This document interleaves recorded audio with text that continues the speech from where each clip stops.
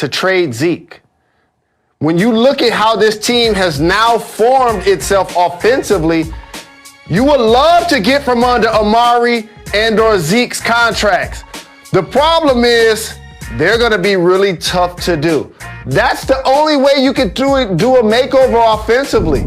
Lawrence has actually been good defensively and still ranks as one of the top at what he does. So if you're going to change your offensive dynamic with a high-paid offensive line, plus take care of Dak, you're going to have to figure something to do with Amari and/or Zeke. Has Zeke had 100 yards this year? Has Zeke had 100 yards this year? Not only that, Jalen, is you would think with Ben DiNucci starting the game that Zeke would get more than 19 attempts. Since week 2, he has not had 20 attempts from the line of scrimmage. A lot of it going to Pollard. But if you have Zeke and you're paying him that, you should probably hand him the ball, especially when your quarterback was a star at James Madison University. Shout to him with the sidearm, though. He's like Dan Quisenberry out there. DiNucci was just like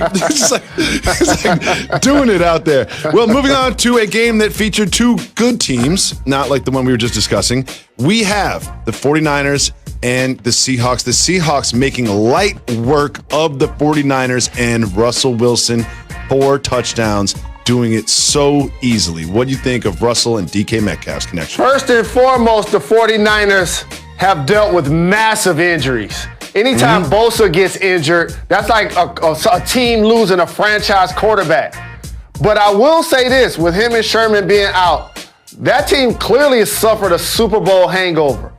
And the Seahawks were there and ready to pounce. DK Metcalf catching everything thrown his way, 2 TD passes. Russell Wilson, more TD passes at this point of the season than any quarterback in the history of the game. They look ferocious. Adams and Wagner, 2 of the best at either level in the league. They have pass rushing. They have coaching. I can't wait to see this team, the Buccaneers, the Saints potentially if healthy. I feel those are the squads that are jockeying to see who's going to come out of the NFC.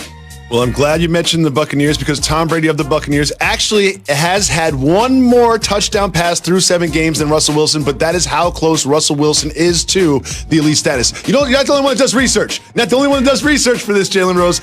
And one thing I want to look at, because I'm a media guy and I like to overreact to things, and are we sure that Jimmy G is the future of the 49ers at quarterback? Now, granted, he went out and he was injured. He's been dealing with an ankle sprain, but he was 11 for 16 with 84 yards through 3 quarters. All of a sudden, Nick Mullins comes in. Now, I know he's playing against a prevent defense and it was kind of garbage time or whatever, but Nick Mullins comes in and, I don't know, he just went 18 for 25 for 238 yards and 2 touchdowns. And when you look at a salary cap sport, at the difference in performance and the difference in salary, you have to wonder if Jimmy G is long for San Francisco. Jalen, staying with the top teams in the NFC, we have to discuss what's happening in your Lions division. It is the Vikings coming into the game against the Packers with 1 win. This is going to be a blowout, right? The Packers are going to blow them out, right? Well, Dalvin Cook had something to say about that. What do you think about Cook cooking? I just want to make sure I always acknowledge bad losses. And I think the Titans, the Rams, and the Packers each had bad losses based on the teams they were facing and how they looked going into the weekend. Shout to Dalvin Cook, who scored 1, 2, 3, 4 touchdowns, the most in a game since, Bobby Moore, Ahmad Rashad, the guy that's a trailblazer in multimedia, the former football player who also covered the NBA forever and knocked down barriers for people that look like me to talk about multiple sports on television. This is why you come to Jalen and Jacoby. Last week we gave you Ed Reed and Troy Polamalu. This week we giving you the vintage footage. We giving you the Gale Sayers. We give the people what they want. Shout to the OG Ahmad. We've discussed the undefeated Steelers. We've discussed Lamar Jackson. We've already given Russell Wilson the MVP. But quietly, a gentleman by the name of, wait, I have a question. Where are my homies? Where are my homies? Patrick Mahomes, he just came out and threw 5 passing touchdowns. No big deal. spreading the ball around to everybody. He carried Tyreek Hill on his back literally during this game.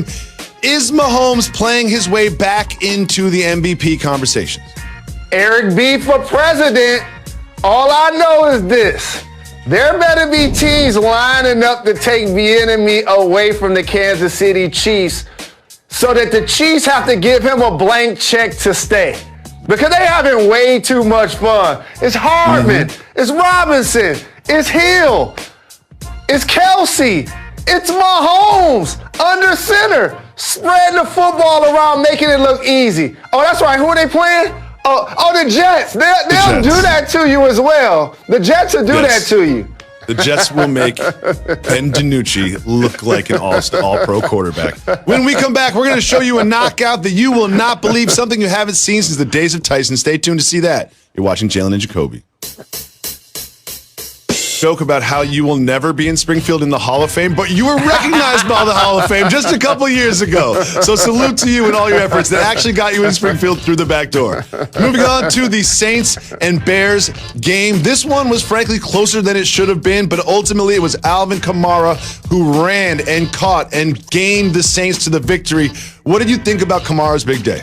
He just glides. And for you young football fans out there, this is shades of Gale Sayers. And of course, he's not doing it in the return game like Gale. But man, when he gets the football in his hands, don't it just look like he's smoother and faster than everyone else, Jacoby? Yes. Can run it between the tackles. He's a terrific receiver coming out of the backfield and playing without Michael Thomas, playing without Emmanuel Sanders. Drew Brees can continue to use this guy as a dual threat and propel them to victory against a tough defense like the Chicago Bears. Kamara has 55 receptions through 7 games, which according to Elias is the most for a running back in the history of the NFL since the merger. Very impressive from him. One thing I do want to mention is that if you look at Nick Foles' stats, 28, completed passes, 272 yards, 2 touchdowns, 1 interception. They don't sound that bad, but when you watch Nick Foles, it looks that bad.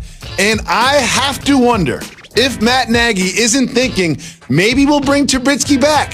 He's a little bit more mobile, a little bit more athletic. He can move the pocket. He can get out of the pocket and do some things. That's something to keep an eye on in Chicago. But there's something that happened during this game that was much more important.